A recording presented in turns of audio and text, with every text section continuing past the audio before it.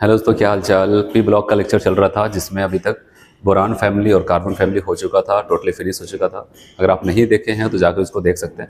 आज हम लोग यहाँ पर नाइट्रोजन फैमिली को देखने वाले हैं। चलिए आते देखते हैं, यहाँ पर देखते हैं नाइट्रोजन फैमिली में हमें क्या क्या पढ़ना है। तो आते हैं यहाँ पर चैप्टर आज का जो यहाँ पर है ग्रुप 15 एलिमेंट्स, जिसका नाम है यहाँ पर नाइट्रोजन फैमिली। ठीक है, 15 ग्रुप के एलिमेंट्स की हम लोग बात करने वाले हैं। नाइट्रोजन फैमिली इनको कहा जाता है क्योंकि यहाँ पर जो 15 ग्रुप का जो पहला मेंबर है वो नाइट्रोजन है। उसी के नाम पे इसको हम क्या बोलते हैं, यहाँ पर नाइट्रोजन फैमिली के नाम से जानते हैं। तो चलिए आते देखते हैं यहाँ पर कौन कौन से लोग हैं, क्या क्या चीजें हैं। तो जैसे कि पिछले कार्बन और क्या बोलते हैं वहां पर बोरान फैमिली में जैसे मैंने बताया था वैसे यहाँ पर आता है। तो सबसे पहले हम लोग देखते हैं कौन कौन मिलेगा यहाँ पर इस फैमिली में। हम कहता है ग्रुप 15 इंक्लूड्स, जिसमें कौन कौन होगा। नाइट्रोजन पाया जाएगा, फास्फोरस होगा, आर्सेनिक होगा, एंटीमनी होगा, विस्मत होगा, और एक और जो लेटेस्ट यहाँ पर ऐड हुआ है आपके सिलेबस में, वहां पर नाम है उसका मॉस्कोवियम, अगर आपको याद हो। ऐसे ही अगर हम बोरान फैमिली में चलते थे, वहां पर जो सबसे लास्ट वाला एलिमेंट जो था वो कौन सा था वहां पर, अब बताओगे, निहोनियम। और कार्बन फैमिली में फ्लेरोबियम। नाइट्रोजन फैमिली में कौन आ गया, मॉस्कोवियम। ठीक है, तो इनको भी याद रखना। हो सकता है कल को आपको ऐसा कर दे, इनके एटॉमिक नंबर्स दे दे और दूसरी तरफ इनका नाम दे दे और कहेगा कि इनको मैच करके बताओ कि 113 किसका है, 114 किसका, 115, 116 किसका है। तो उनका नाम आपसे ऐसा बोल सकता है, तो याद होना चाहिए। अभी आगे आपको और भी मिलेंगे, वहां पर भी याद कर लेना। तो ये मतलब पता होने चाहिए। तो चलिए आते हैं यहाँ पर।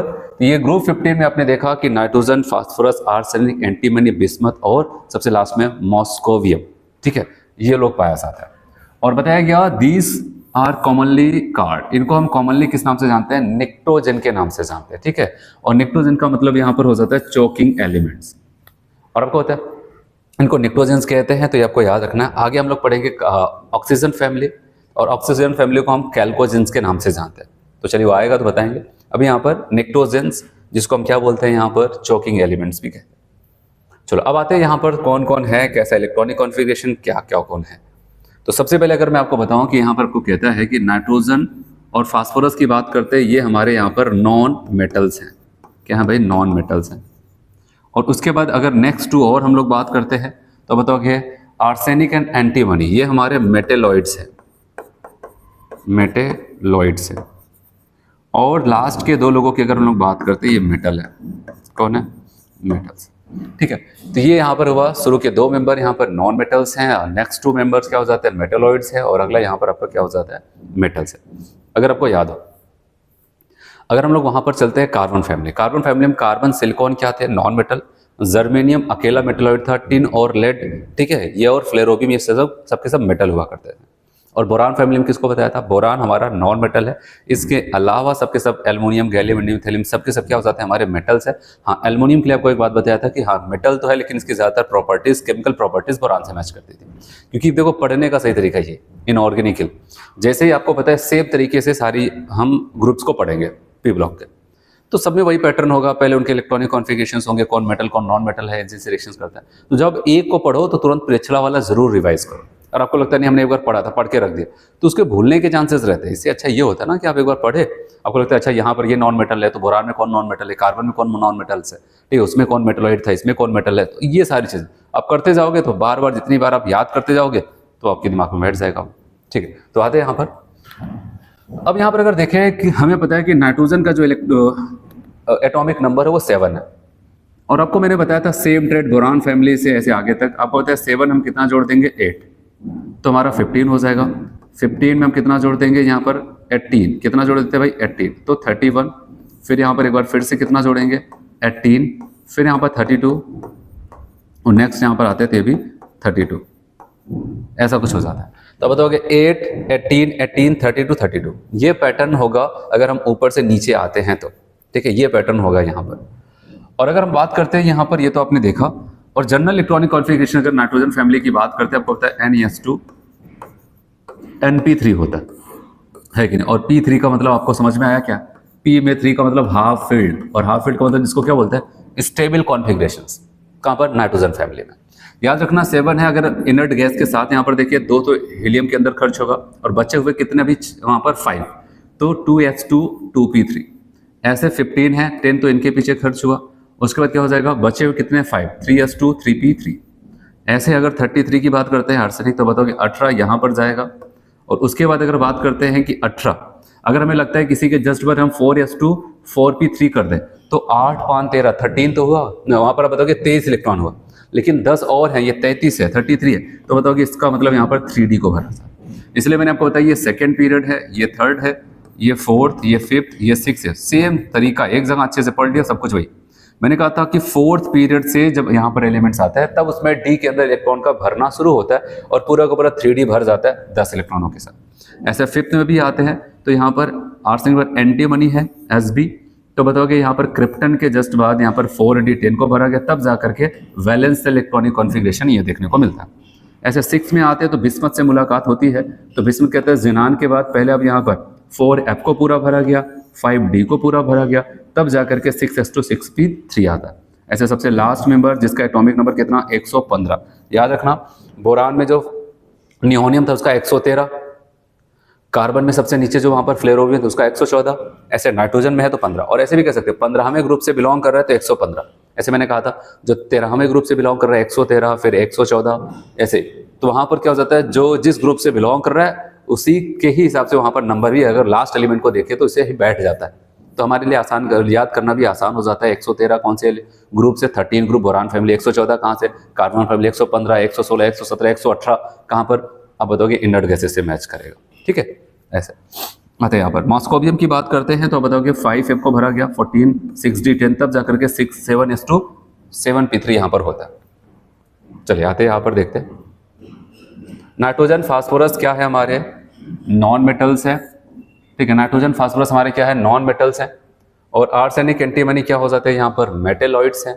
और बिस्मथ और मॉस्कोबियम यहाँ पर मेटल्स हो जाते हैं। ठीक है, चलिए और आपको क्या बताता है, electronic configuration of is extra stable, क्यों, due to half filled Np3 p subshell. भाई p सबशेल में 3 इलेक्ट्रॉन आने का मतलब उसने उसको क्या किया, पूरा हाफ फिल्ड कर दिया।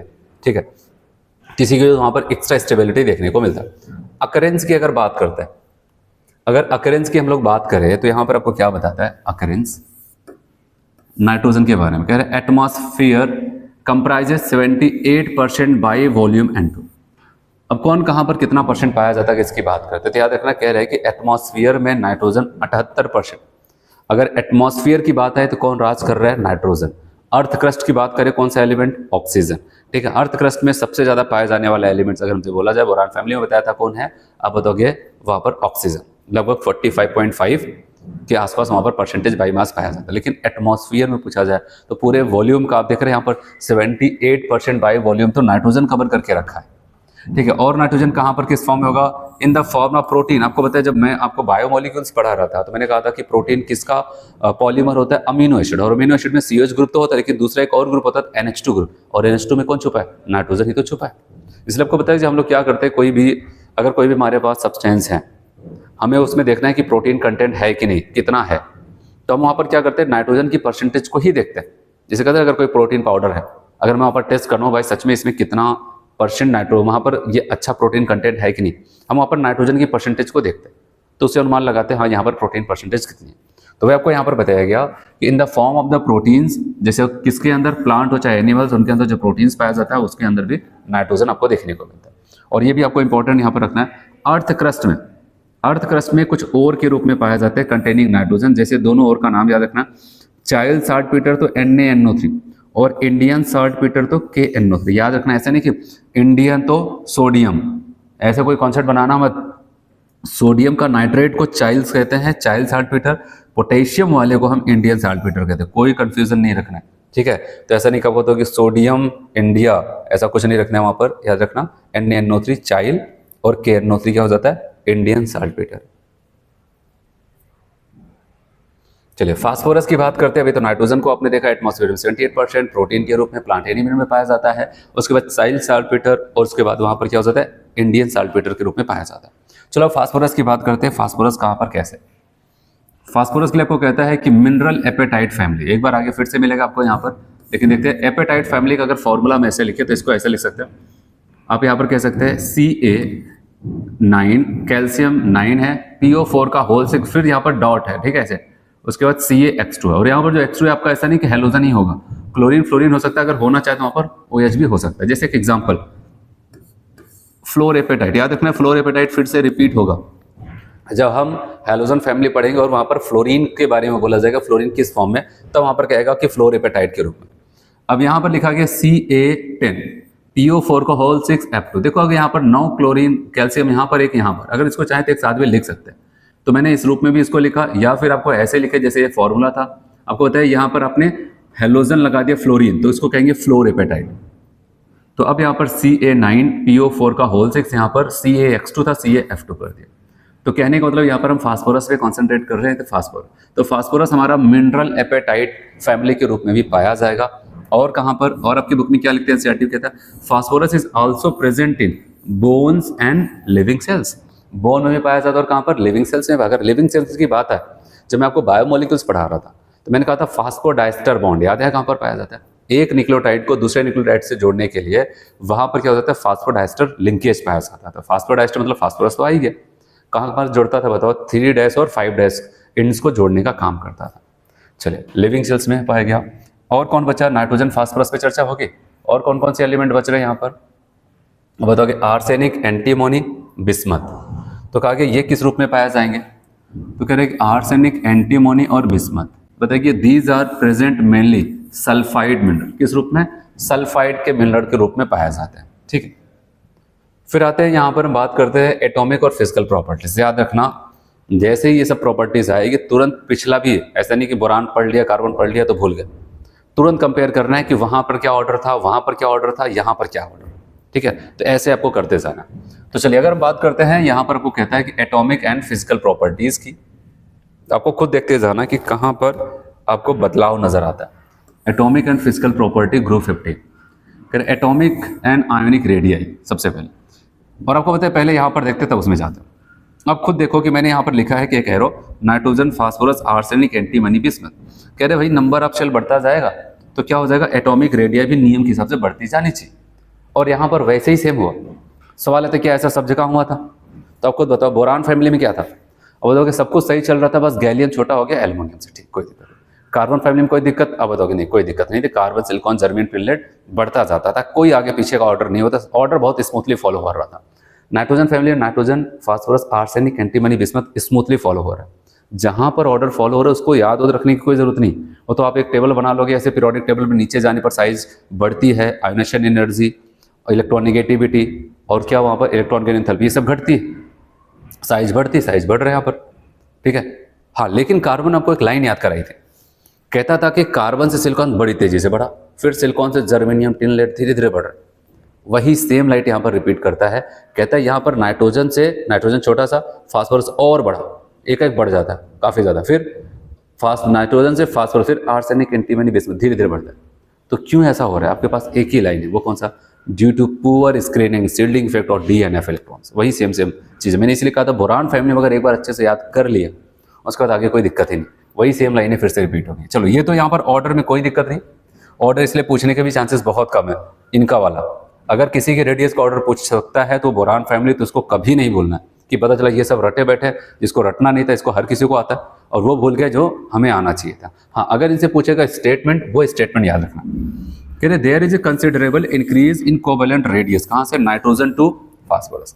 नाइट्रोजन से फास्फोरस जाते हैं तो कंसिडर अच्छी खासी मात्रा में रेडियस इंक्रीज करते हैं, लेकिन कह रहे however from arsenic to bismuth only small increase in covalent radius is observed.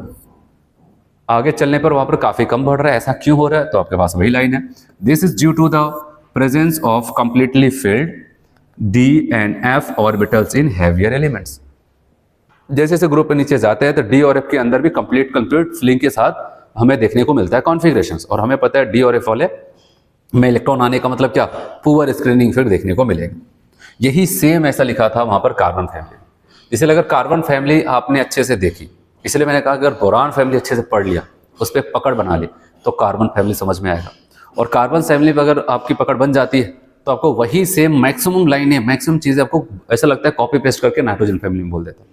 ठीक है, तो अगर नाइट्रोजन फैमिली तो ऑक्सीजन समझ में आएगा, सब कुछ समझ में आएगा। ठीक है, बस आप एक सिरे से अच्छे से पहले एक चैप्टर पर मेहनत कर लो, जब उस पर हो जाएगा तो अगला भी आपको अपने आप आएगा वहाँ पर। ठीक है, कुछ नई नई जो लाइनें होगी बस उसी को ध्यान देना पड़ेगा, जो पुरानी है उस पर कोई मेहनत नहीं करना। आते हैं यहाँ पर इनका नेक्स्ट हो जाता है, आपको कहता है आयोनाइजेशन एंथैल्पी। आयोनाइजेशन एंथैल्पी की अगर बात करते हैं, पहले तो हम ऑर्डर देखेंगे तब स्टेटमेंट में जाएंगे, ठीक है। ऑर्डर नियम के हिसाब से पहले आप खुद बताओ क्या होना चाहिए। भाई नीचे जाने पर आयोनाइजेशन एंथैल्पी घटनी चाहिए, ये तो तय। जितना नीचे जाएंगे नंबर ऑफ शेल्स बढ़ते चले जाएंगे, न्यूक्लियस से आखिरी शेल की दूरी बढ़ती चली जाएगी और वहां से इलेक्ट्रॉन निकालने में थोड़ी सी एनर्जी में इलेक्ट्रॉन निकल जाता है। तो कहा गया तो चलो पहले ऑर्डर देखें, कहीं दिक्कत तो नहीं है। अब बताओगे nitrogen, phosphorus, arsenic, antimony, bismuth, ये तो ऑर्डर बड़ा स्मूथली फॉलो हो रहा है। क्यों? क्योंकि आप बताओगे नंबर ऑफ शेल बढ़ रहा है, एटॉमिक साइज बढ़ जाएगी और आयोनाइजेशन एंथैल्पी घटने लगती है। चलो इनमें तो कोई दिक्कत नहीं, लेकिन इससे पहले जो 2 फैमिली पढ़े उसमें तो सुन ले। बोरान फैमिली में इससे टेढ़ा ऑर्डर कोई हो ही नहीं सकता आयोनाइजेशन एंथैल्पी का। मैंने कहा बोरान से एल्युमिनियम घटा, फिर एल्युमिनियम से गैलियम बढ़ा, फिर गैलियम से इंडियम घटा, इंडियम से थैलियम बढ़ा। बताओ इससे गंदा ऑर्डर कौन हो सकता है? एक बार घटा जो कि घटना चाहिए, फिर बढ़ा उल्टा हुआ। क्यों? पुअर स्क्रीनिंग इफेक्ट, ठीक है। फिर घटा, साइज बढ़ी, फिर बढ़ा, पुअर स्क्रीनिंग इफेक्ट। तो ये ले, फिर लेकिन आते हैं हम वहां पर, कहां पर पता है? कार्बन फैमिली में। कार्बन फैमिली क्या होता है? कार्बन से घटा सिलिकॉन, जर्मेनियम, टिन, लेकिन टिन से थोड़ा सा ज्यादा कौन हो गया था? लेड। तो मतलब नीचे आकर थोड़ा सा बदलाव हुआ। तो मतलब आप देख रहे बोरान फैमिली बहुत उलझा हुआ ऑर्डर था, लेकिन कार्बन आपके थोड़ा सा सुलझा और नाइट्रोजन में आकर के और ज्यादा सुलझ जा रहा है। बस अगर आप एक सीक्वेंस से देखेंगे, उसको फील करेंगे, आपको ऐसा दिखने लगेगा कि हमको रटना भी नहीं, सब कुछ चीजें दिख रही। तो आप बताएंगे कि वहां पर क्या हो जाता है? कार्बन में क्या हो जाता है? कार्बन से सिलिकॉन, जर्मेनियम, टिन तक घटा, लेकिन टिन से थोड़ा सा ज्यादा लेड का हो गया था। लेकिन यहां पर नाइट्रोजन में कह रहे कोई परिवर्तन नहीं, नाइट्रोजन, फास्फोरस, आर्सेनिक, एंटीमनी भी कह रहे बढ़ता जाएगा, कोई दिक्कत नहीं। देख रहे हैं यहाँ पर कोई दिक्कत है ही नहीं। लेकिन आयोनाइजेशन एंथैल्पी की बात आती है तो आपको बताया कि यहाँ पर कार्बन नाइट्रोजन फैमिली की बात कर रहे हैं, जो कि क्या करता है? P3 कॉन्फ़िगरेशन रखता है, हाफ फील्ड कॉन्फ़िगरेशन, जो कि स्टेबल होता है। और स्टेबल है तो आपको पता है वो क्या करेगा वहां पर? किससे ज्यादा होगा? मैंने आपको याद हो, मैंने कहा था आयोनाइजेशन एंथैल्पी अगर बात करते, और आयोनाइजेशन एंथैल्पी अगर नंबर नहीं बोल रहा तो मतलब first ionization enthalpy left to right जाने पर बढ़ता है। तो कार्बन से ज्यादा नाइट्रोजन का, नाइट्रोजन ज्यादा ऑक्सीजन का होना चाहिए था, लेकिन मैंने कहा था स्टेबल कॉन्फ़िगरेशन का फायदा उठा करके नाइट्रोजन कार्बन से भी ज्यादा रखने लगता है।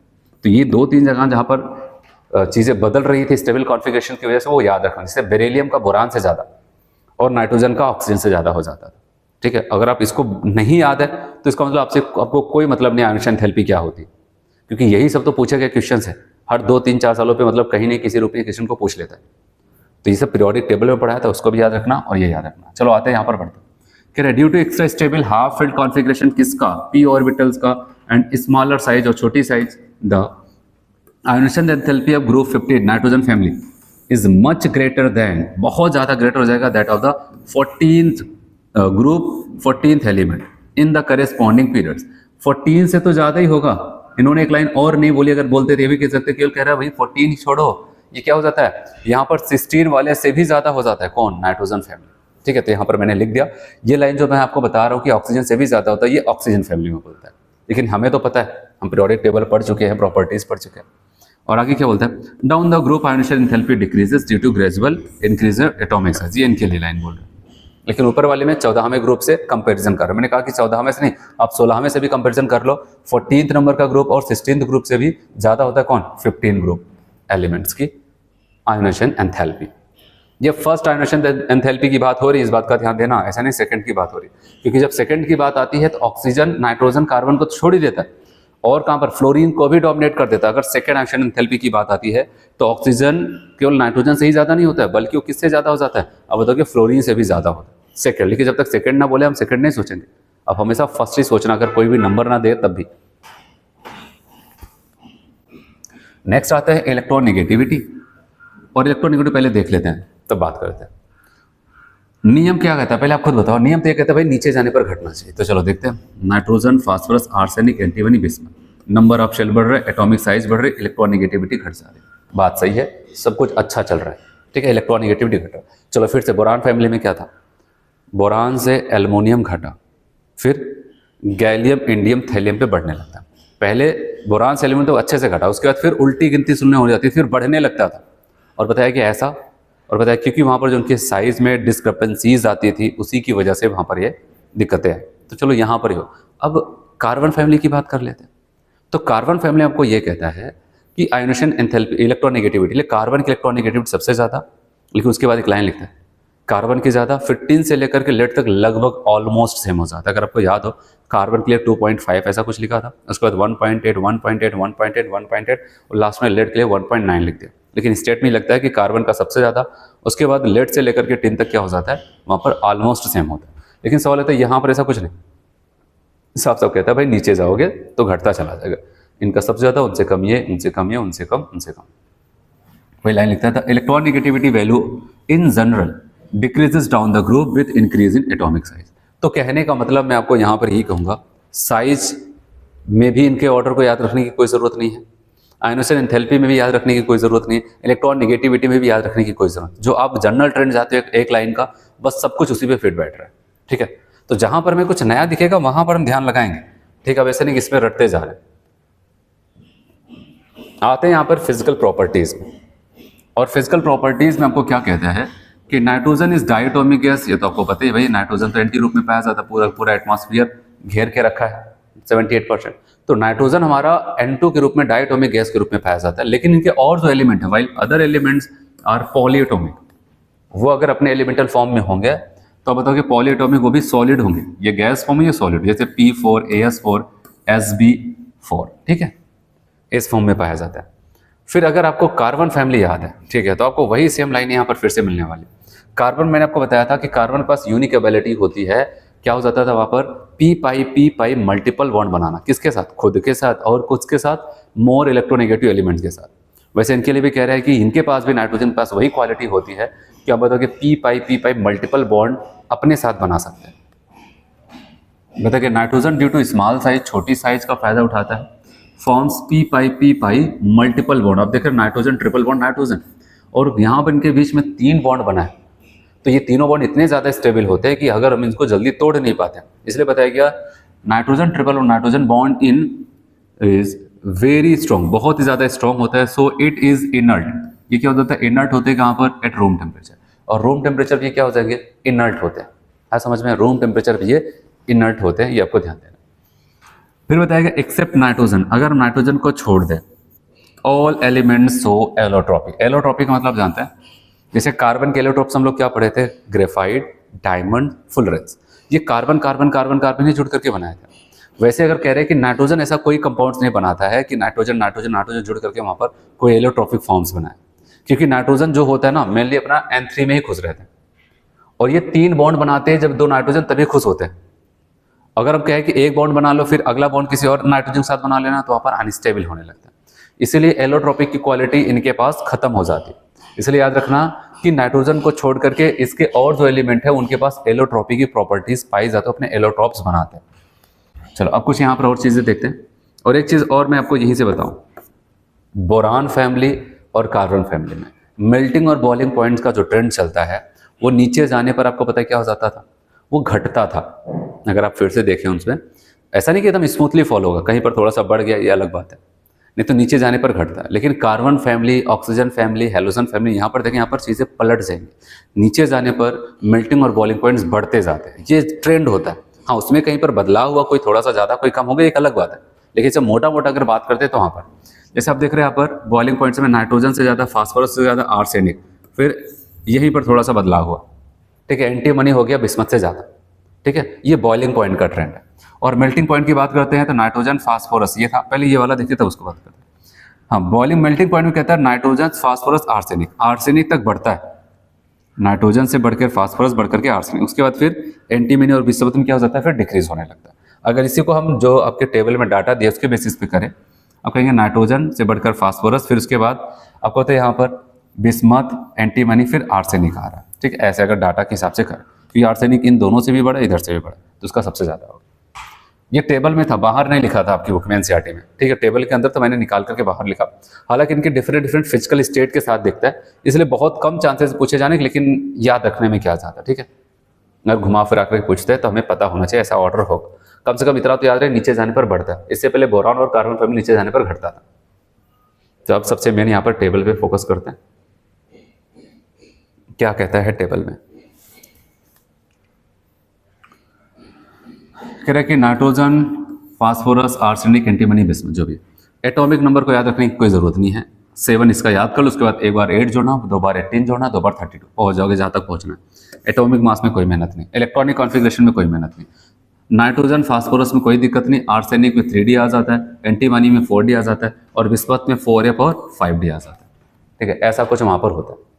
फिर आयोशन एंथैल्पी की अगर बात करते हैं तो आपको यहाँ पर बताया गया, मैंने क्या बताया, नीचे जाने पर घटता है। तो चलो एक देख लेते हैं, 1402 1012 947 383 834 मतलब नीचे जाने पर घट रहा है, इसमें भी कोई मेहनत नहीं करनी।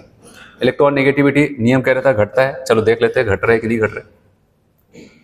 इलेक्ट्रॉन नेगेटिविटी 3, 2.1, 2.0, 1.9, 1.9 ऐसा हो जाता है, देख रहे हैं यहाँ पर।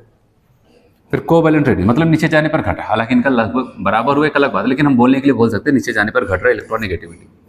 कोवैलेंट रेडियस, रेडियस मैंने क्या होता है, नीचे जाने पर बढ़ता है बिना किसी एक्सेप्शन के। देखते हैं 70, 110, अब बताओगे वहाँ पर 121, 141, 148। हाँ, मानते हैं कि यहाँ पर एक स्टेटमेंट आपसे बोल सकता है भाई नाइट्रोजन से फास्फोरस बड़ी तेजी बढ़ा, उसके बाद फिर स्लोली इंक्रीज कर रहा है, तो आपके पास वही लाइन है, due to poor screening of D and F electrons. चलो फिर आयोनिक रेडियाई में कोई दिक्कत नहीं, 171, 212, और अगर आप देखें यहाँ पर ऐसे, इनको भी भूल जाओ क्योंकि इनका B लिखा हुआ, अगर आपको दिख रहा होगा यहाँ पर इसमें स्मॉल b लिखा गया, ठीक है, ऐसे स्मॉल b लिखा गया, तो नाइट्रोजन फास्फोरस आर्सेनिक बढ़ रहा था। लेकिन यहाँ पर आपको ध्यान देना, ये आयोनिक रेडियाई की बात किया जा रहा है, तो सवाल आता है इनके कौन से आयन, उनके कौन से आयन। इनके आपको बताया यहाँ पर लिखा है B, और B के लिए कोड ये लिखा गया, अगर आपको दिखे, नहीं तो मैं यहाँ पर लिख देता हूँ। B के लिए उन्होंने लिखा है E3-, B के लिए कह रहा है कि B लिखा गया मतलब इनके -3 के लिए देखा गया है रेडियस, और यहाँ पर C लिखा गया, दोनों के जहाँ C का मतलब क्या हो जाता है, यहाँ पर लिखा C के लिए 3+, और C का मतलब यहाँ पर कह रहे हैं E3+। जाहिर सी बात है सेम आयन के लिए आप देख नहीं रहे हो तो ऑर्डर में तो कोई भी दिक्कत आ सकती है, इसलिए याद रखना कि कोई दिक्कत नहीं, बस आपको ये समझ में आया कि जब टेबल देखो ये B का मतलब इनके -3 चार्ज के लिए देखा गया है, और जबकि इनके +3, और वैसे आपको होता है प्लस चार्ज आने का मतलब रेडियस काफ़ी कम हो जाती है, माइनस में रेडियस बढ़ती है, तो इसलिए यहाँ पर इन दोनों की रेडियस कम है, ऐसे कुछ। चलो आते हैं मेल्टिंग पॉइंट्स, 63, 317, उसके बाद 1089, आप देख रहे हैं ऐसे बढ़ रहा है, फिर उसके बाद क्या हो जाता है, घट जाता है। ये आर्सेनिक है, नाइट्रोजन फास्फोरस आर्सेनिक तक बढ़ा फिर घटने लगता है। बॉइलिंग पॉइंट्स बढ़ रहा है, यहाँ पर देखिए 60 थोड़ा सा कम हो गया, ठीक है ऐसे। डेंसिटी हर जगह बड़ी अच्छी बात है, यहाँ पर देख रहे हैं बढ़ती चली जा रही है। बोरान फैमिली में डेंसिटी बढ़ती गई, कार्बन फैमिली बस एक लाइन आपको याद रखाया था, अगर आप कार्बन को डायमंड मान के चलेंगे तब तो सिलिकॉन से ज़्यादा हो जाएगा, और नहीं तो नीचे जाने पर बढ़ता जाएगा। लेकिन अगर हम कार्बन को ऐसा ग्रेफाइट मान करके वहाँ पर उसकी डेंसिटी देखें, कोई दिक्कत नहीं आएगी, जैसे नीचे जाओगे बढ़ता चलेगा। और आपको मैं बता दूं डेंसिटी हर जगह यही सेम ट्रेंड को फॉलो कर रहा है, और नीचे जाने पर मास भी बढ़ता है और वॉल्यूम भी बढ़ता है। तो सवाल है M/V को ही तो डेंसिटी कहते हैं, लेकिन तब क्यों डेंसिटी बढ़ रहा है, क्योंकि मास बढ़ रहा है तो वॉल्यूम बढ़ रहा है, तो उसको न्यूट्रलाइज हो जाना चाहिए। लेकिन आपको याद रखना है कि वॉल्यूम की कंपैरिजन में मास काफ़ी ज़्यादा इंक्रीज करता है, जिसकी वजह से वहाँ पर वो रेगुलरली नीचे जाने पर हेवियर मेंबर में भी बढ़ता चला जाता है। चलो ये तो फिजिकल प्रॉपर्टीज़ पे चर्चा हो गई, टेबल पे चर्चा हो गई। अब आते हैं हम यहाँ पर इसके केमिकल प्रॉपर्टीज़ पे बात करते हैं, ठीक है, केमिकल प्रॉपर्टीज़ पे बात करते हैं। और केमिकल प्रॉपर्टीज़ में जैसे बोरान फैमिली हो जाए और कार्बन हो जाए, दोनों में मैंने वही सेम ट्रेंड होता है, ऐसे सब जगह बताऊंगा। सबसे पहले उनके ऑक्सीडेशन नंबर पे चर्चा होगी। तो कह रहा है कि नाइट्रोजन फैमिली के जो मेंबर्स होते हैं इनके जो ऑक्सीडेशन नंबर है -3, +3 और +5, ये मेनली जो है जो ग्रुप के हर सदस्य रखना पसंद करते हैं उनकी बात होगी। The common oxidation state of these elements are -3, +3, +5। अब वो एक पुराना कॉन्सेप्ट लगाते हैं जैसे मैंने वहाँ पर बताया।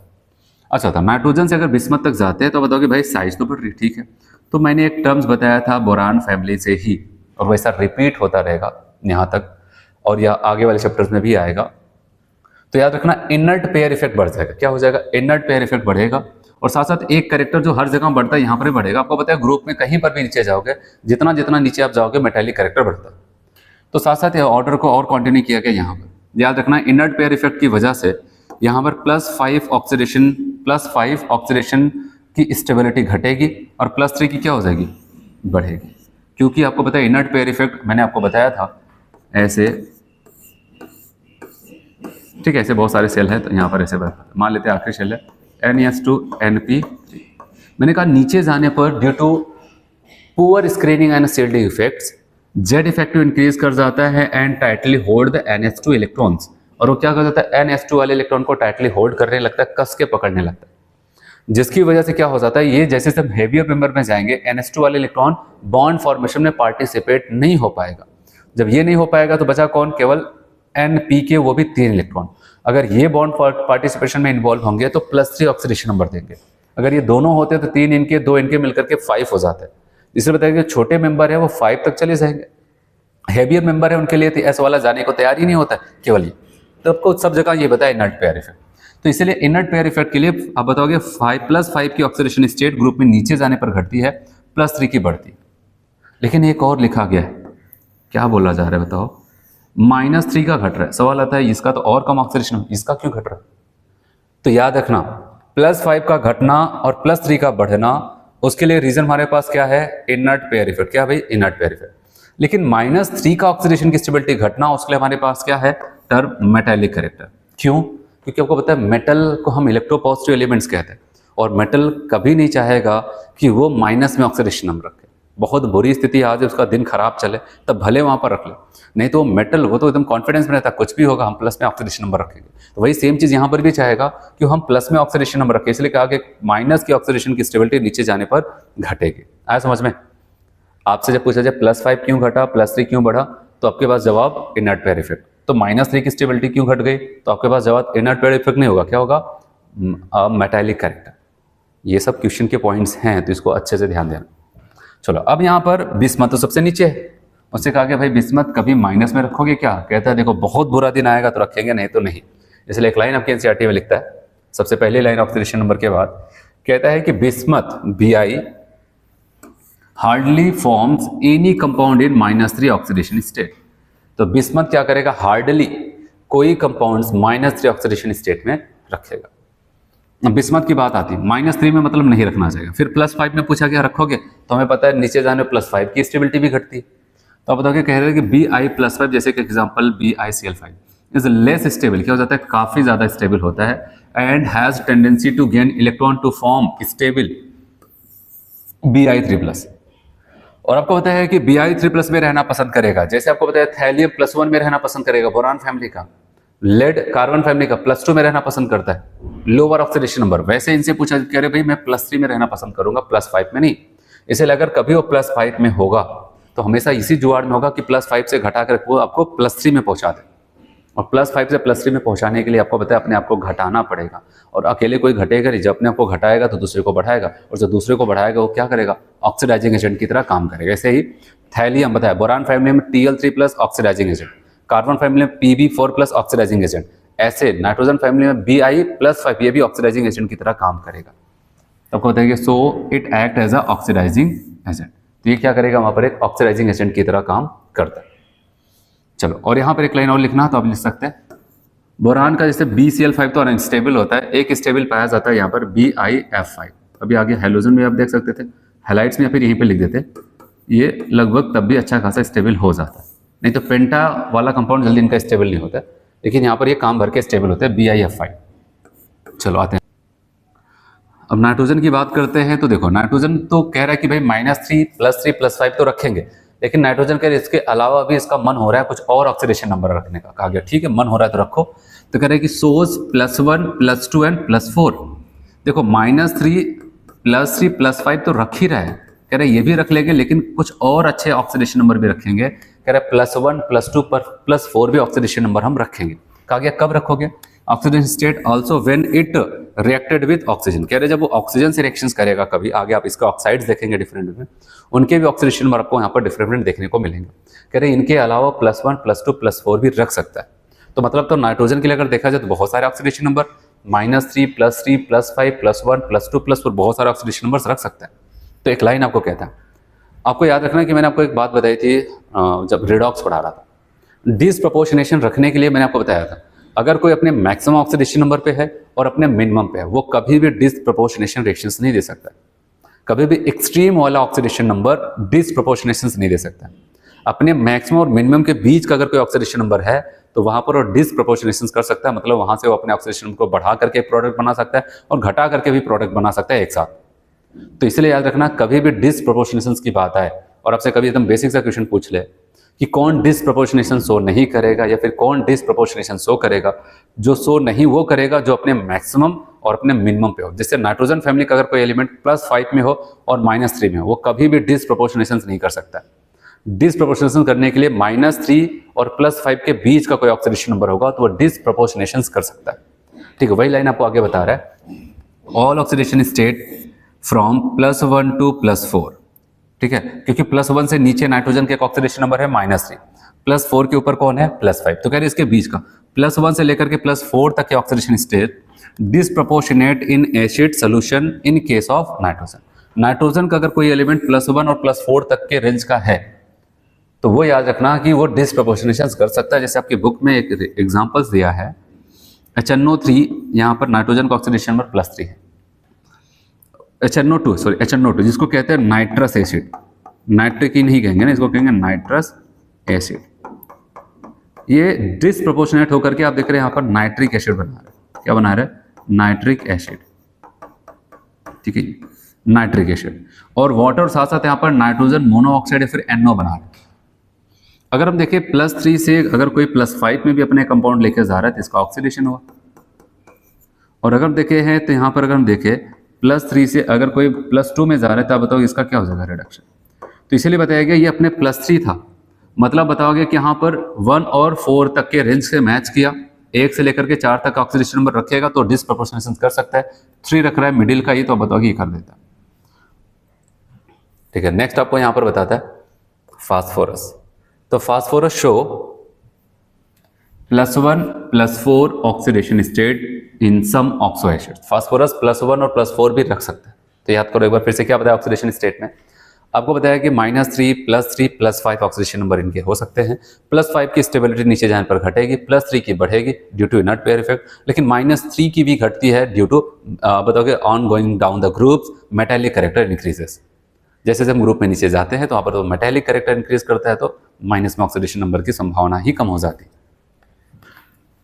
ठीक है, और आपको बताया मिडिल का ऑक्सीडेशन नंबर अगर कोई रखता है मैक्सिमम और मिनिमम के बीच में, वो डिसप्रोपोर्शनेशन अगर कराना चाहे तो करा सकता है। चले आते हैं कोवैलेंसी। और आपको हमेशा से बताया जो सेकेंड पीरियड के एलिमेंट्स हैं वो बेचारे बहुत मेहनत करेंगे, बहुत ज़्यादा 4 बॉन्ड बना सकते हैं। मैक्सिमम कोवैलेंसी उनकी 4 से ज़्यादा कभी नहीं हो सकती है। उसका रीज़न ये है क्योंकि उनके पास वैकेंट डी ऑर्बिटल नाम की कोई चीज़ नहीं होती। हाँ, लेकिन सेकेंड पीरियड के बाद के जितने एलिमेंट्स हैं अगर वो चाहें तो आपको पता है कि वहाँ पर अपनी कोवैलेंसी को बियॉन्ड द 4 रख सकते हैं। Nitrogen is restricted to a maximum covalency 4। ठीक है, नाइट्रोजन जो क्या हो जाता है उसकी एक लिमिट है, एक रेस्ट्रिक्शन से कह रहे बहुत मैक्सिमम पहुंचोगे तो 4 तक, उसके ज़्यादा नहीं जा सकते। बता रहे क्यों ऐसे, सिंस ओनली 4 जिसमें से एक s और 3 p ऑर्बिटल्स ही इनके लिए अवेलेबल्स हैं फॉर बॉन्डिंग। d ऑर्बिटल्स होता है। आपको कोवैलेंसी 4 के लिए आपको यहाँ पर अमोनियम आयन का केस बता रहे हैं। देखो 3 तो कोवैलेंट बॉन्ड है, अगर कोई कोऑर्डिनेट बॉन्ड भी बनता है उसको भी कोवैलेंसी में काउंट किया जाएगा। ठीक है, इसलिए बताया गया NH4+ में इसकी कोवैलेंसी कितनी हो जाती है 4।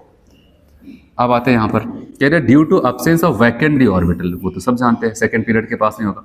Nitrogen can not expand it's covalency beyond the 4, नहीं जा सकता।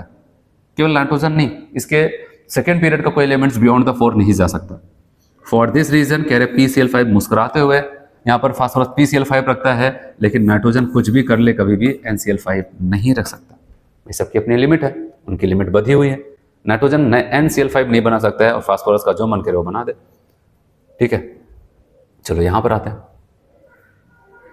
द हैवियर एलिमेंट्स ग्रुप में नीचे जाने की बात कर रहा है, उनके पास d ऑर्बिटल्स होते हैं। अगर जिसके पास d ऑर्बिटल, उनके पास कोई लिमिट नहीं, 4 के ऊपर भी जा सकते हैं। वही लाइन बताने जा रहे हैं। The heavier elements have a vacant d orbitals in the outermost cells which can be used for a bonding and hence they expand their covalence in pF6-। ठीक है, जैसे का फास्फोरस दे रहे हैं यहाँ पर ऑक्टाहेड्रल कॉम्प्लेक्स बनाने लगा, 6 फ्लोरीन से जुड़ गया, इसकी कोवैलेंसी 6 हो जाती है यहाँ पर। चलिए अब आगे बढ़ते हैं। एनोमलस बिहेवियर, जो कि बहुत इंपॉर्टेंट पॉइंट्स है। एनोमलस बिहेवियर, अगर आपको कार्बन फैमिली पता है उसके एनोमलस बिहेवियर तो ये भी समझ में आएगा। वही सेम लाइन यहाँ पर, और ये लाइन यहाँ पर समझ में आएगी तो ये ऑक्सीजन में चिपकाएगा, वही सेम लाइन फिर जाकर के हेलोजन में। ठीक है, कार्बन क्या बताया था, बताया था देखो कार्बन एक छोटा एलिमेंट्स है और हाई आयनेशन एंथैल्पी रखता है, हाई इलेक्ट्रॉन गेन एंथैल्पी रखता है, और high ionisation enthalpy high electron negativity रखता है, और वो आपको बताया था अनअवेलेबिलिटी ऑफ डी ऑर्बिटल्स। ये 4 रीजन वहाँ पर बताया था सबसे पहले। वही सेम चीज़ कॉपी पेस्ट यहाँ पर करने जा रहे हैं। कह रहे कि nitrogen differ from the rest of the members of this group due to its क्या, छोटी साइज, ठीक है, और हाई इलेक्ट्रोनेगेटिविटी, और क्या बोलना चाहता है, हाई आयनेशन एंथैल्पी, और क्या, and non availability of D orbitals. इसीलिए तो कह रहे हैं अगर एक बार अच्छे से पढ़ लिया सब समझ में आएगा आगे। Nitrogen has a unique ability to form p pi multiple bond. Carbon के पास भी तो यही था, पी पाई मल्टीपल बॉन्ड, किसके किसके साथ, खुद के साथ, और छोटी साइज के मोर इलेक्ट्रोनेगेटिव एलिमेंट जैसे कि नाइट्रोजन हो जाए, ऑक्सीजन हो जाए, इनके साथ भी मल्टीपल बॉन्ड्स बनाता था। वैसे सेम लाइन यहाँ पर भी लिख रहा है, nitrogen has a unique ability to form p pi multiple bonds with itself and with other elements having small size and high electronegativity, जैसे कि कार्बन और ऑक्सीजन, इनके साथ भी मल्टीपल बॉन्ड बना सकता है। कह रहे क्या बुजुर्ग मेंबर जो परिवार के बड़े सदस्य हैं वो भी पी पाई बना सकते हैं? नहीं। आप बताओगे कार्बन फैमिली में भी बताया था उनके जो बड़े मेंबर है वो पी पाई मल्टीपल बॉन्ड नहीं बना पाते थे। क्या रीजन बताया था पता है? क्योंकि वहाँ पर जैसे हायर एलिमेंट्स पे जाएंगे, हायर शेल में जाते हैं, वहाँ पर ग्रुप में नीचे जाते हैं, तो वहाँ पर क्या हो जाता है कि ऑर्बिटल की साइज़ बड़ी होने लगती है। जब साइज़ बड़ी होगी तो बड़ी साइज़ बड़ी डिफ्यूज्ड होगी, फैली होगी चारों तरफ। फिर उनको कह दो कि एक इफेक्टिव ओवरलैपिंग करने हैं तो ओवरलैपिंग नहीं कर पाते। इसी की वजह से वहाँ पर अब बताओगे पी पाई मल्टीपल बॉन्ड नहीं पाया जाता। तो वही लाइन यहाँ पर भी नाइट्रोजन के लिए कहता है, heavy element of this group do not form, क्या नहीं बना पाएंगे, पी पाई बॉन्ड। क्यों भाई? As their atomic orbitals are so large, उनके एटॉमिक ऑर्बिटल काफी बड़े होते चले जाते हैं, एंड डिफ्यूज्ड, बिखरे हुए पड़ेंगे वहां पर, that they can not have effective overlapping. ठीक है, नेक्स्ट नाइट्रोजन के बारे में बताया गया कि नाइट्रोजन ज्यादा डायटोमिक रूप में होता है और नाइट्रोजन ऑक्सीजन के बीच में ट्रिपल बॉन्ड्स, क्योंकि एनामल्स प्रॉपर्टीज पढ़ रहे तो जो इनकी खास बात है, जो इनके परिवार के और सदस्य नहीं रख रहे उन सब पे चर्चा की जाएगी। Nitrogen exist as a diatomic molecules with triple bond between the two atoms. ठीक है, नाइट्रोजन के बीच में ट्रिपल बॉन्ड, ये इनकी यूनिक एबिलिटी है। आप बताओगे यहाँ पर, जो कि इनके परिवार का और कोई मेंबर नहीं रख सकता। तो जो प्रॉपर्टीज इनके परिवार का और मेंबर नहीं रख रहे हैं, जो इनके पास है, उसी को कहते हैं एनोमलस प्रॉपर्टीज।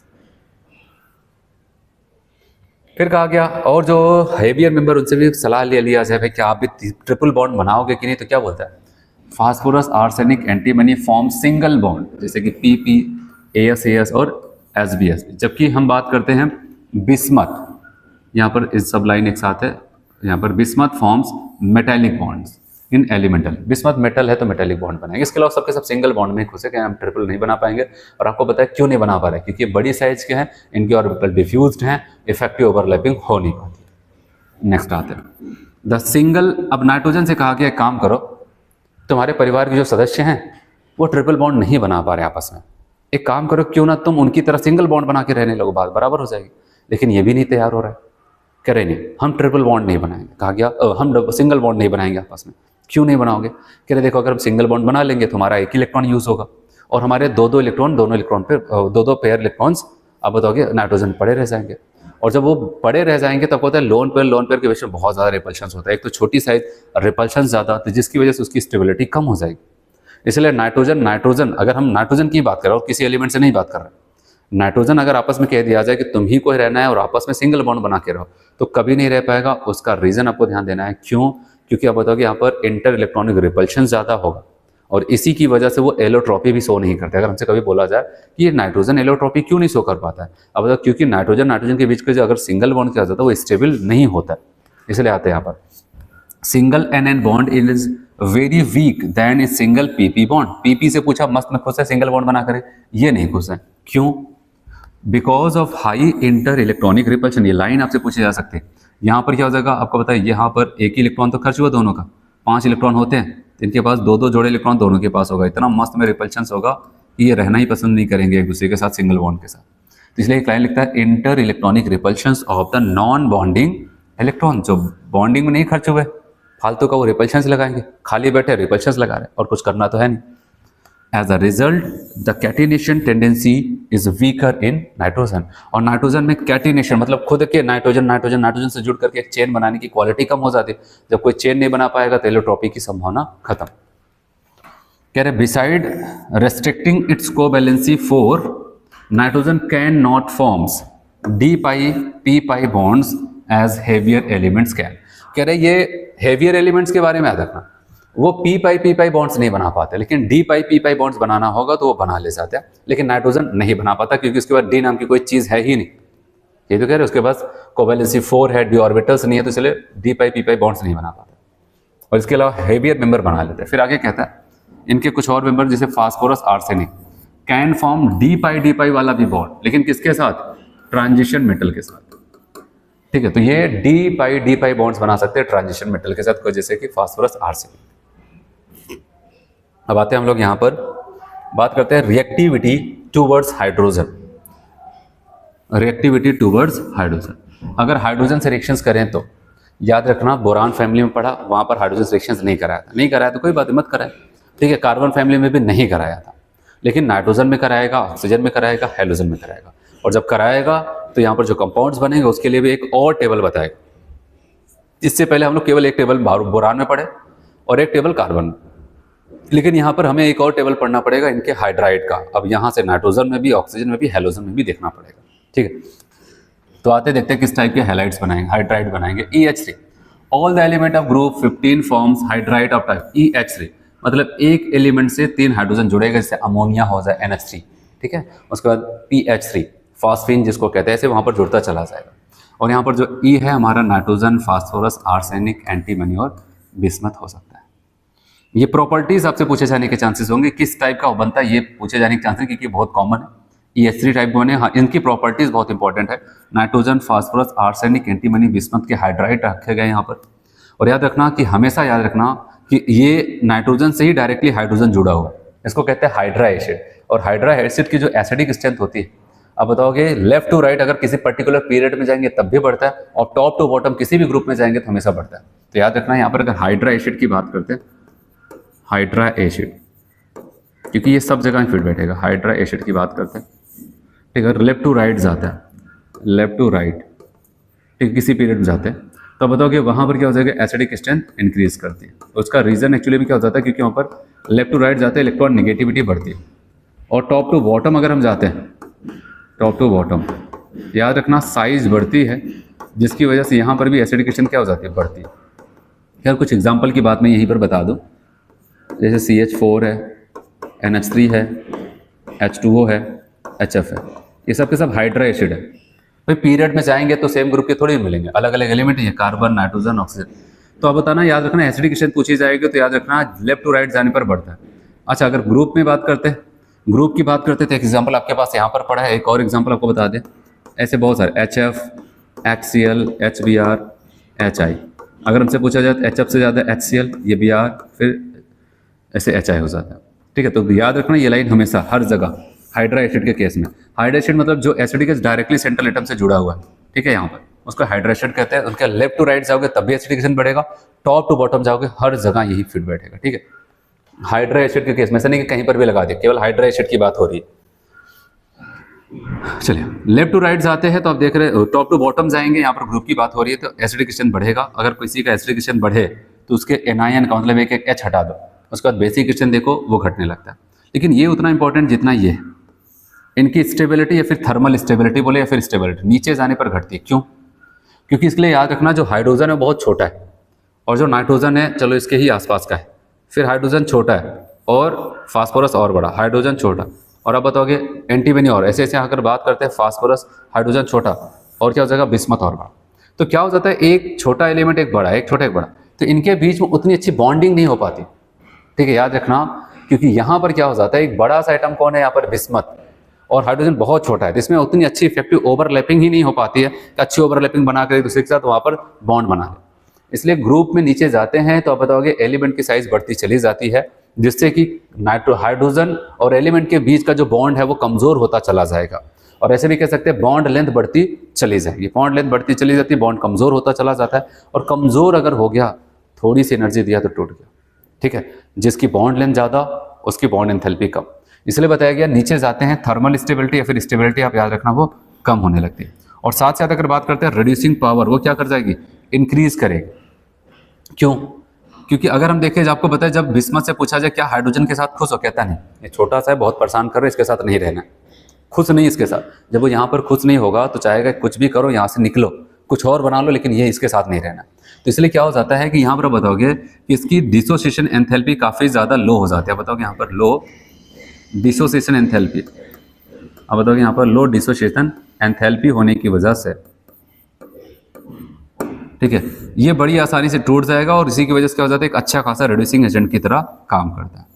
इस बात का आपको ध्यान देना। बिस्मथ BiH3 या फिर ग्रुप में नीचे जैसे जाते हैं, जैसे जैसे जल्दी से टूटेगा, जल्दी से क्या हो जाता है, इसके अंदर रिड्यूसिंग प्रॉपर्टी आ जाती है, इसलिए नीचे जाने पर रिड्यूसिंग पावर बढ़ती चली जाती है। हर किसी को ध्यान देना। चलिए अब देखते हैं यहाँ पर आगे टेबल में आते हैं। एसिडिक स्ट्रेंथ नीचे जाने पर बढ़ रही है, बेसिक स्ट्रेंथ घटेगी, स्टेबिलिटी बढ़ती है, और याद रखना रिड्यूसिंग पावर बढ़ता है। और ये सब सभी पॉइंट पे क्वेश्चन है, ठीक है। आप इसको ऐसा नहीं कहा आप इनऑर्गेनिक पढ़ रहे हैं और सब छोड़ दें।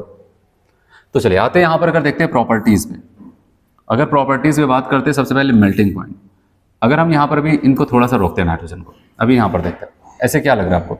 अब बताओगे 395.5 है, 156 है, 185 इनका दिया है, तो बताओगे नीचे जाने पर क्या बढ़ रहा है। इनका एक बार देखो क्या हो जाता है, ऐसा इनका सबसे ज़्यादा है कि नहीं। तो अगर मैं यहाँ पर मेल्टिंग पॉइंट को एक ऑर्डर में ऐसे आपको बताऊँ, तो आप यहाँ पर ये बताओगे भैया PH3,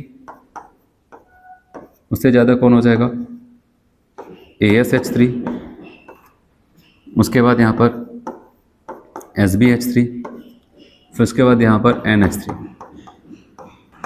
ये तो सवाल था अमोनिया इतना ज़्यादा क्यों हो गया भाई, आखिर ऐसा क्या है। नियम के हिसाब से नियम ये कहेगा नीचे जाओगे, नीचे जाने पर हाइड्राइड के भी इस मेल्टिंग और बॉइलिंग पॉइंट्स बढ़ना चाहिए नीचे जाने पर। तो कहा कि बढ़ तो रहा था, लेकिन पता चला जो सबसे छोटा जिससे सबसे कम उम्मीद थी वो सबसे ज़्यादा हो गया। तो आपके पास एक लाइन होगा, क्योंकि मैंने आपको बताया हाइड्रोजन बॉन्डिंग। तो आप बताओगे यहाँ पर हाइड्रोजन बॉन्डिंग की पॉसिबिलिटीज़ होती है, अमोनिया हो जाए, वाटर हो जाए, HF हो जाए, ये सब आपको केमिकल बॉन्डिंग में भी पढ़ाया था। तो बताओगे हाइड्रोजन बॉन्डिंग होने की वजह से इनके एक मॉलिक्यूल का दूसरे मॉलिक्यूल के पीछे लगाव ज़्यादा होगा। जब लगाव ज़्यादा होगा तो मेल्टिंग पॉइंट भी ज़्यादा ही देना पड़ेगा। बॉइलिंग पॉइंट पे आते देखो, अब इनको साइड में रखें। अब बताओगे 185.5, 210, 254.6 और यहाँ पर 29, नीचे जाने पर बढ़ रहा है। अब इनको देखो 238.5, इनसे ज़्यादा लेकिन इनसे कम, तो यहाँ पर कहीं पर स्थान रखेंगे कौन, ये। और इनके लिए भी सेम वही, ये सब आपको केमिकल बॉन्डिंग में पढ़ा है, टेबल आपको समझ में, इसलिए यहाँ पर सबसे फिर से बता रहा हूँ। अब बताओगे PH3 लिख दिया, उसके बाद ASH3। तो अमोनिया के बॉइलिंग पॉइंट के नज़रिए से अगर देखा जाए तो फास्फोरस आर्सेनिक से ज़्यादा बॉइलिंग पॉइंट रखता है अमोनिया, लेकिन सबसे ज़्यादा नहीं। लेकिन किससे कम रखेगा, एंटीमनी और बिस्मथ के हाइड्राइड से। लेकिन तब भी जिससे सबसे कम उम्मीद होनी चाहिए, क्योंकि नीचे जाने पर बढ़ता है, वो तब भी मिडिल में आया है। वो क्यों ऐसा है, तो आपके पास वही फिर से लाइन, इनके पास क्या है, H बॉन्डिंग। क्या है भाई, इनके पास H बॉन्डिंग है, hydrogen bonding, intermolecular hydrogen bonding. चलो अब आते हैं डिस्टेंस। और ये भी मैं आपको बता दूं, अगर आपको ये टेबल समझ में आया तो ऑक्सीजन फैमिली में टेबल में कोई मेहनत नहीं करनी है। फिर हाइड्रोजन फैमिली में टेबल फिर से आएगा, सेम यही चीज़ें फिर से रिपीट होगी वहाँ पर।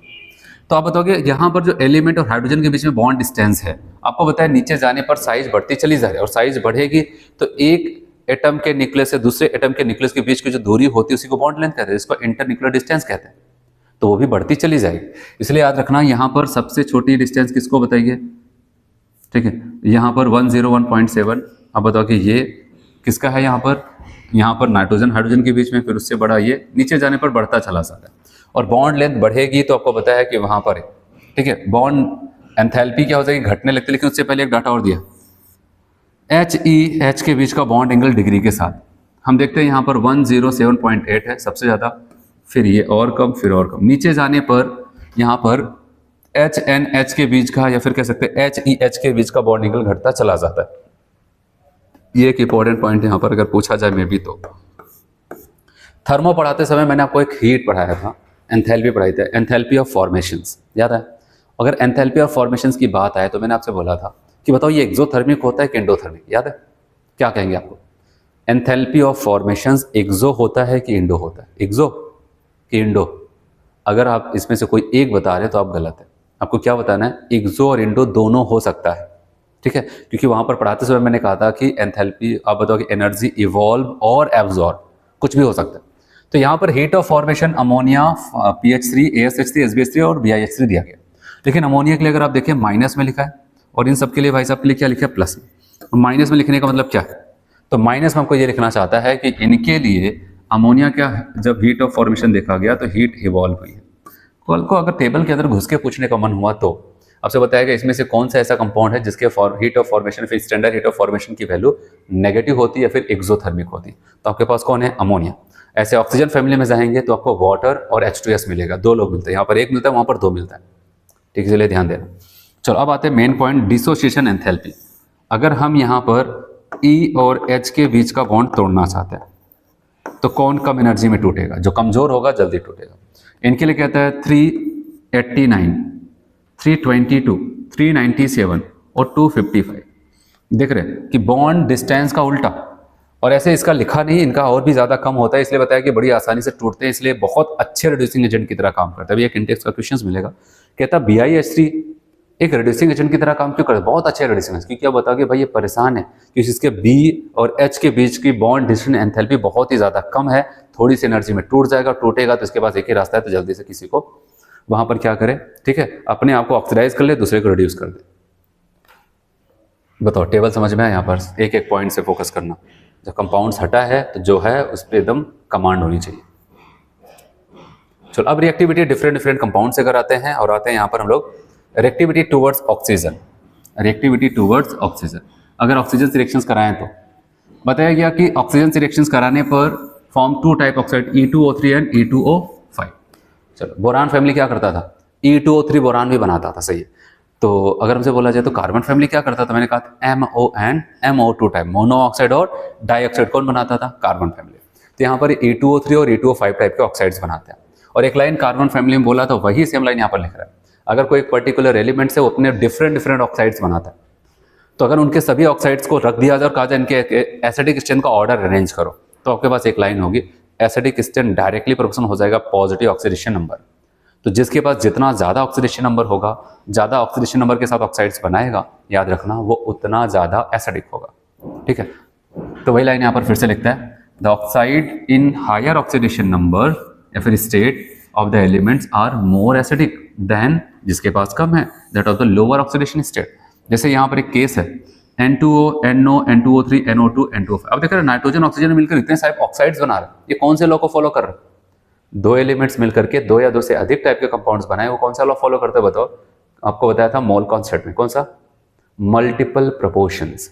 चलो आते हैं यहाँ पर टॉपिक पे, एसिडिक स्ट्रेंथ का ऑर्डर। पहले यहाँ पर देखते हैं इसका ऑक्सीडेशन नंबर +1 आएगा, 2 माइनस 2 प्लस, 6 माइनस 2 में बटेगा तो +3, 4 माइनस 4 प्लस 5, 2 and 10 यहाँ पर +5 आ जाता है। देख रहे हैं +1 +2 +3 +4 +5। अगर हम आगे बढ़ते हैं तो एसिडिक कैरेक्टर क्या हो जाएगा, एसिडिक कैरेक्टर बढ़ता चला जाता है। तो हम देख रहे हैं ग्रुप में अगर ऑक्साइड्स की बात करते हैं, हम आगे बढ़ते चले जाते हैं तो एसिडिक कैरेक्टर भी वहाँ पर इंक्रीज होता चला जाता है, ठीक। तो ये सब क्वेश्चन के पॉइंट्स है भाई, इसको आप भूल नहीं सकते। चलो यहाँ पर एक और इम्पॉर्टेंट कह रहे हैं कि नाइट्रोजन और फास्फोरस के E2O3 टाइप के ऑक्साइड एसिडिक नेचर के होते हैं, और नेक्स्ट टू आर्सेनिक और एंटीमनी क्या हो जाएगा, एम्फोटेरिक, और आखिरी वाली क्या हो जाएगा, बिस्मथ, बेसिक हो जाएगा। चलो अगर आपको याद हो बोरान फैमिली में क्या बताया था, याद है, बोरान फैमिली में बताया था बोरान का जो ऑक्साइड होगा वो एसिडिक होगा, फिर उसके बाद मैंने कहा था एल्युमिनियम गैलियम का एम्फोटेरिक होगा, और फिर बताया था इंडियम और थैलियम के क्या होगा, बेसिक। ये याद रखना पड़ेगा आपको, कहीं एक जगह इसको निकाल कर लिखना पड़ेगा, क्योंकि आपसे जब पूछेगा इतने ऑक्साइड्स दे देते कौन एसिडिक कौन बेसिक ये है, कौन एम्फोटेरिक कौन न्यूट्रल बताना पड़ेगा। चलो बोरान का हुआ, कार्बन का बताओ। कार्बन के अगर दो ऑक्साइड होते थे, डाइऑक्साइड और मोनोऑक्साइड। डाइऑक्साइड में मैंने कहा था कार्बन, सिलिकॉन, जर्मेनियम, इन तीनों के डाइऑक्साइड एसिडिक थे। और उसके बाद क्या था वहाँ पर, टिन और लेड, और टिन और लेड के आपको पता है एम्फोटेरिक थे। फिर मोनोऑक्साइड पे मैंने कार्बन मोनोऑक्साइड न्यूट्रल है। इसके अलावा आपको बताया था वहाँ पर याद रखना जर्मेनियम का मोनोऑक्साइड एसिडिक, इसके अलावा टिन और लेड के मोनोऑक्साइड क्या थे, एम्फोटेरिक। तो कार्बन फैमिली में कोई ऑक्साइड बेसिक था ही नहीं, एम्फोटेरिक तक जाते जाते सब रुक गए, ठीक है। तो इसे अब यहाँ पर आते हैं, यहाँ पर उनसे पूछे कौन एसिडिक है, तो बताओ कि नाइट्रोजन फास्फोरस का एसिडिक है, आर्सेनिक एंटीमनी का हो जाएगा एम्फोटेरिक, और अब बताओ कि यहाँ पर बिस्मथ का अकेले क्या चल रहा है, बेसिक चल रहा है। तो ये सब पता होना चाहिए आपको। ऐसे 4 5 6 दे देगा, उसमें से कितने इसमें से दिए गए ऑक्साइड्स में से कितने यहाँ पर एम्फोटेरिक ऑक्साइड्स हैं, तो आपको वहाँ पर सेलेक्ट करना पड़ेगा, 3 है कि 4 है, 2 है, जितना रिएक्टिविटी टूवर्ड्स हैलोजन, अगर हैलोजन इनकी रिएक्टिविटी कराएं तो हैलोजन रिएक्शन करके हैलाइड्स बनाएंगे। किस टाइप के हैलाइड्स बताओ, पहले आप खुद बताओ। बोरान फैमिली में क्या था, EH3 टाइप के halide, try halides. Carbon family में डाई और टेट्रा बताया था, तो यहाँ पर क्या, यहाँ पर कहते हैं टेट्रा और पेंटा बनेगा। कह रहे these elements reacts to form two series of halide EH3 and EX3 and EX5, इस टाइप के हैलाइड्स, ट्राई हैलाइड्स और पेंटा हैलाइड्स। ठीक है, और बताइए कि नाइट्रोजन से कहा जाए क्या तुम भी, तुम्हारे परिवार के सभी सदस्य पेंटा हैलाइड भी बना रहे, कभी बना सकते हो? आप तुरंत बताओगे नहीं बना पाएगा बेचारा, क्यों? डी ऑर्बिटल है ही नहीं, कभी नहीं बना सकता। बताइए nitrogen does not form penta halides, क्यों भाई? Due to the non availability of d orbitals in its valence shell, इसके आखिरी शेल में NS NP के अलावा और कोई नहीं दिखता है। इसे बताइए नाइट्रोजन कभी नहीं बना सकता, इसके अलावा और सभी लोग पेंटा हैलाइड्स बना सकते हैं। फिर बताया क्या, पेंटा हैलाइड्स और मोर कोवेलेंट एंड ट्राइहैलाइड। हमेशा से याद रखना, अगर कोवेलेंट कैरेक्टर की बात आ जाए, हमारे पास EX5 है और EX3 है, तो इनके पास ज़्यादा होगा। लेकिन ऐसा नहीं कि इसका मतलब ये कोवेलेंट या आयनिक हो जाएगा, नहीं, ये भी कोवेलेंट होता है, ये भी कोवेलेंट। हाँ, इनके पास ज़्यादा कोवेलेंट कैरेक्टर होगा इनसे, तो ये कहना चाहता है यहाँ पर पेंटा जितना हायर ऑक्सीडेशन नंबर के साथ होगा, ठीक, उतना ज़्यादा कोवेलेंट कैरेक्टर आएगा। फिर आपको एक लाइन कहता है, अगर देखा जाए ऑल द ट्राइहैलाइड EX3 सब स्टेबल होता है, लेकिन बेचारे किसको छोड़ करके, नाइट्रोजन। पेंटा हैलाइड्स कभी सपने में भी नहीं बना सकता है नाइट्रोजन, और ट्राई हैलाइड बनाता है तो स्टेबल नहीं होता है। तो आपको ये कह रहा है कि all tri halide of these element except किसको छोड़ करके, of those of nitrogen are stable, nitrogen को छोड़ करके सभी स्टेबल होते हैं। फिर कहा गया लेकिन ये अच्छा नहीं लग रहा है, नाइट्रोजन को कोई ना कोई तो स्टेबल होना ही चाहिए। कहा कि हाँ एक स्टेबल होता है, टेंशन मतलब वो कौन सा, but in case of nitrogen only NF3 is known to be stable. तो नाइट्रोजन के केस में यहाँ पर केवल NF3 क्या हो जाता है, स्टेबल होता है। मैंने बिस्मथ का एक आपको केस बताया था, बिस्मथ का कौन सा स्टेबल होगा, पेंटा हैलाइड में, ये बताया था वहाँ पर शुरू में, ठीक है, वो भी याद रखना। इसलिए आपको याद रखना है कि अभी यहाँ पर नहीं लिखता है, लेकिन अगले चैप्टर में लिख देगा। अगर हमारे डिफरेंट हैलाइड्स हैं, फ्लोराइड है, क्लोराइड है, ब्रोमाइड है, आयोडाइड है, तो कौन से हैलाइड्स का अगर स्टेबिलिटी का ऑर्डर पूछा जाए तो याद रखना फ्लोराइड सबसे ज़्यादा स्टेबल करने का काम करता है, फिर क्लोराइड, फिर ब्रोमाइड और सबसे कम आयोडाइड। इसलिए अगर आपको याद हो, मैंने कहा था थैलियम का ट्राई आयोडाइड TLI3 नहीं पाया जाता था, और लेड का 4 वाला नहीं पाया था, PbI4। तो आयोडीन के साथ जैसे लगता है वहाँ तक जैसे नीचे जाते हैं ना, स्टेबिलिटी कम होने लगती है, लेकिन छोटे वाले मेंबर से सब बहुत अच्छा स्टेबल कंपाउंड्स बना सकते हैं। इसलिए आते हैं यहाँ पर, अब ट्राई हैलाइड की बात करें, कह रहे ट्राई हैलाइड एक्सेप्ट BiF3, अगर BiF3 को हम छोड़ दें, इसके अलावा सभी trihalides are predominantly covalent in nature.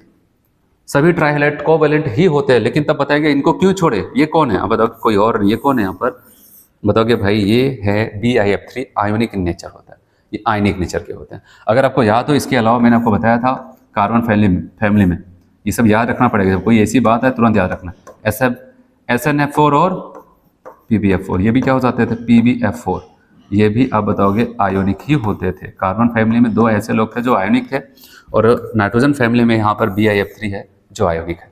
तो जब भी आए पुरानी बात है तो उसको जरूर याद रखो। एक आखिरी रिएक्शन यहाँ पर जो बचती है वह है रिएक्टिविटी टूवर्ड्स मेटल्स। अगर मेटल से रिएक्शंस कराएं तो किससे रिएक्शंस कराएं, मेटल से। कह रहे all these elements reacts with metal to form their binary compounds, लेकिन ऑक्सीडेशन नंबर कितना रखेंगे, -3 ऑक्सीडेशन स्टेट। याद रखना ये लोग जो नाइट्रोजन फैमिली के लोग हैं, अगर मेटल से कभी मुलाकात होगी तो बहुत आसानी से क्या करते हैं, मेटल हमेशा प्लस ही रखता है, सबको पता है, तो ये -3 ऑक्सीडेशन नंबर के साथ वहाँ पर कंपाउंड्स बनाते हैं। जैसे नाइट्रोजन अगर किसी मेटल के साथ जाएगा तो नाइट्राइड बनाएगा, अगर वहाँ पर फास्फोरस जाएगा फास्फाइड, ऐसे एंटीमनी एंटीमोनाइड, ठीक है, आर्सेनाइड, बिस्मेथाइड, ऐसे वहाँ पर बनते हैं। चलो देखते हैं यहाँ पर, जैसे अगर कैल्शियम से नाइट्रोजन ने रिएक्शंस किया, यहाँ पर जो नाइट्राइड बनेगा उसको कहेंगे कैल्शियम नाइट्राइड। याद रखना नाइट्राइड D लगा रहे हैं यहाँ पर, नाइट्राइड, यहाँ पर -3 ऑक्सीडेशन नंबर। ऐसे कैल्शियम फास्फाइड क्या बन जाएगा, कैल्शियम फास्फाइड, अगर कैल्शियम के साथ ऐसे आर्सेनिक किससे जुड़ा, सोडियम, इसको क्या सोडियम आर्सेनाइड। उसके बाद मैंने कहा Zn3Sb2, इसको कहेंगे जिंक एंटीमोनाइड। फिर यहाँ पर मैग्नीशियम बिस्मथाइड।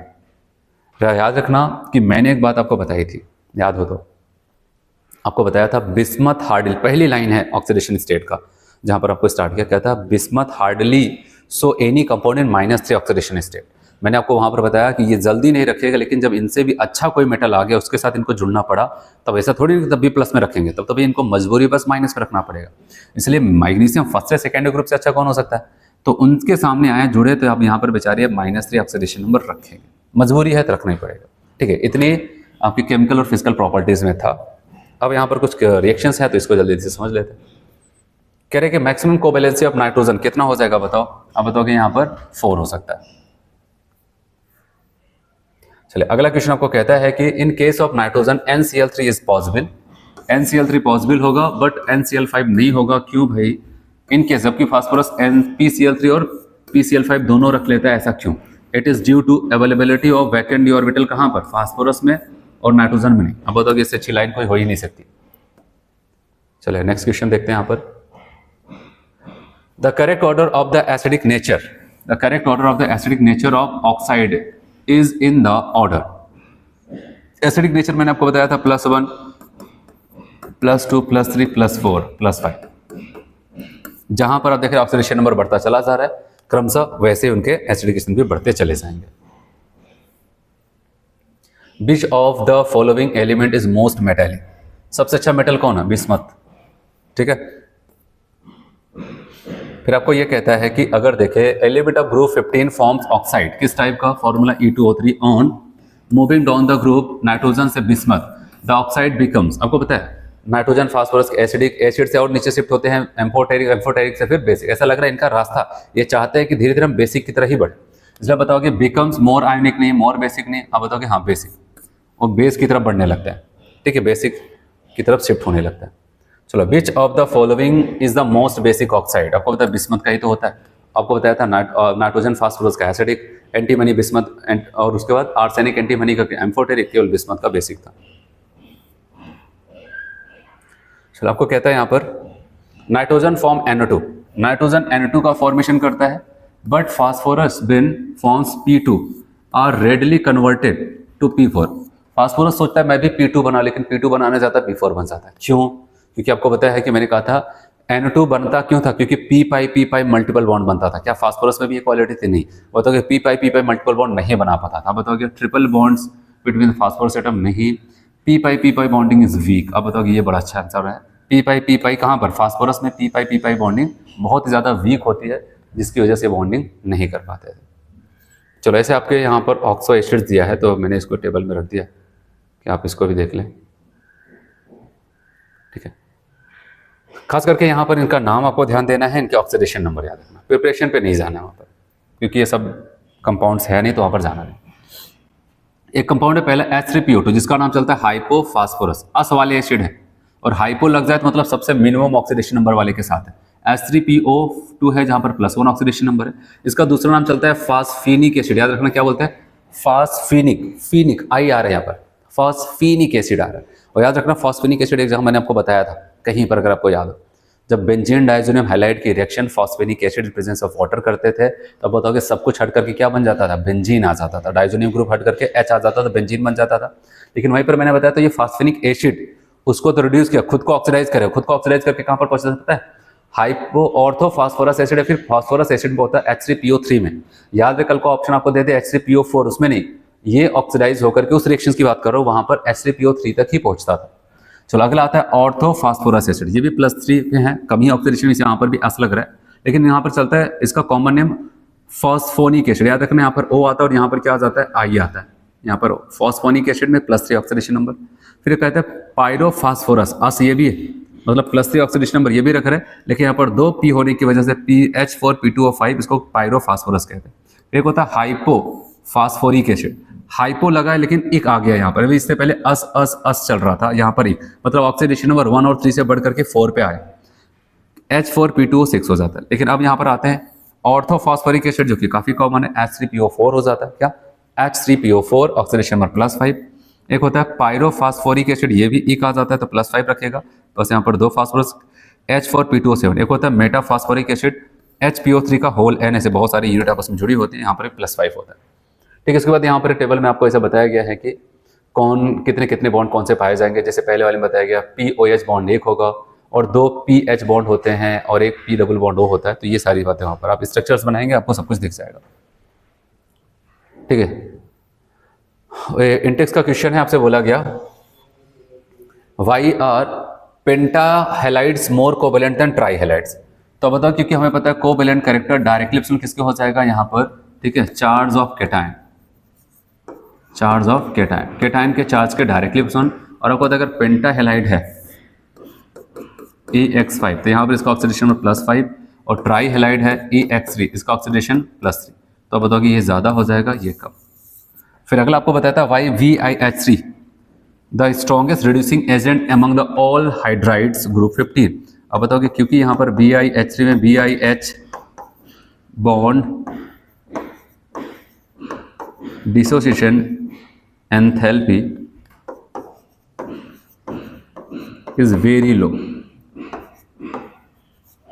बहुत कम बॉन्ड डिसोसिएशन एंथैल्पी होती है यहाँ पर। जब बॉन्ड आसानी से टूट जाएगा तो आसानी से क्या करेगा, ये आपको पता है वहां पर दूसरे को रिड्यूस कर देगा। चलिए एक आखिरी यहाँ पे एक टेबल और दिया गया आपको, तो यहाँ पर ऐसे देख लेना ये स्ट्रक्चर को, अगर लोग देखें तो यहाँ पर आपको बताया गया कि अगर हम बात करते हैं N2O में अगर हम देखते हैं यहाँ पर 2 इलेक्ट्रॉन इनके ऊपर, 2 इलेक्ट्रॉन इनके ऊपर, और इन नाइट्रोजन और ऑक्सीजन के बीच में डबल बॉन्ड भी हो सकता है। ऐसा हो सकता है 2 नाइट्रोजन के बीच में डबल बॉन्ड हो, एक ऑक्सीजन के बीच में ट्रिपल है, ये एक दूसरे सिंगल बॉन्ड, ऐसे एक दूसरे में यहाँ पर 2 नाइट्रोजन के बीच में ट्रिपल और एक में सिंगल हो सकता है, या फिर ऐसे वहाँ पर इंटर कन्वर्टिबल होते हैं। और NO स्ट्रक्चर की बात है तो ऐसे यहाँ पर आप देख रहे हैं एक और इलेक्ट्रॉन कभी ऑक्सीजन के ऊपर, एक और इलेक्ट्रॉन कभी नाइट्रोजन के ऊपर हो सकता है, इंटर कन्वर्टिबल। N2O3 की बात करते हैं, अगर पूछा जाए नाइट्रोजन की कोवेलेंसी, तो बताओ कि इस नाइट्रोजन को देखें 1 2 3 एंड 4 बॉन्ड, जबकि इसका 1 2 3, एक नाइट्रोजन का 4 है, दूसरे नाइट्रोजन का 3 है। ठीक है, NO2 की बात करते हैं, आप देख रहे हैं यहाँ पर 1 2 3 3 बॉन्ड बना है, लेकिन यहाँ पर केवल एक डॉट आपको दिखाई दे रहा है। वैसे यहाँ पर भी यहाँ पर एक एक्स्ट्रा इलेक्ट्रॉन बचा रह जाता है, ऑड इलेक्ट्रॉन, लेकिन आपको बताइए ज़्यादा स्टेबल होता नहीं, अपने आप को डाइमेराइज करके N2O4 बना लेता है। और N2O4 में अगर नाइट्रोजन की वैलेंसी देखेंगे 1 2 3 4, 4 इसका भी 4 इसका है, ठीक है। और यहाँ पर आते हैं N2O5, तो यहाँ पर अगर देखा जाए 4 4 को वैलेंसी तो है 1 2 3 4 1 2 3 4, लेकिन यहाँ पर आपसे पूछा कि N2O5 में नाइट्रोजन नाइट्रोजन लिंकेज है, आप बताओगे नहीं, नाइट्रोजन ऑक्सीजन नाइट्रोजन लिंकेज है, जबकि N2O4 में नाइट्रोजन नाइट्रोजन लिंकेज है, N2O3 में नाइट्रोजन नाइट्रोजन लिंकेज पाया जा रहा है। तो ये ग्राफ को यहाँ पर भी आप इसको देख सकते हैं, ठीक है। तो यहाँ तक आपका जो नाइट्रोजन फैमिली था वो कंप्लीट हो जाता है। तो नेक्स्ट टाइम पे हम लोग वहाँ पर ऑक्सीजन फैमिली को कंप्लीट करेंगे, ठीक है। Thank you.